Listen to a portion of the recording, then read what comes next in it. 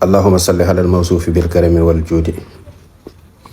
asalaamualeykum wa rahmatullahi taala wa barakaatuhu.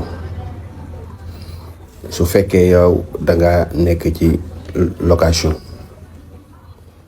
wala nga bëgg kër wala ngay tabax kër te yooyu yëpp nga bëgg suñu borom defal la ci lu kawe sa njort, bu fekkee même amagoo terrain amoo dara loo xamante ne nii loo yaakaare tabax la, lii ma lay jox nii bëgg nga tàmbali ko bisub tey jii nga jëm déwén.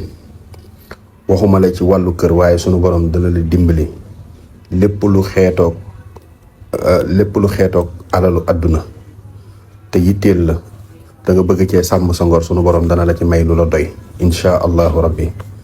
mooy laxat jaakum aaye bi ngay tari 21 heure boo demee ba julligee ba def sa faak witar ba noppi nga tari ko 21 doo ko tëdd insha allahu rabbi. soo ko saxalee balay diir sunu borom wan la boppam ci ay kéemtaanam insha allah.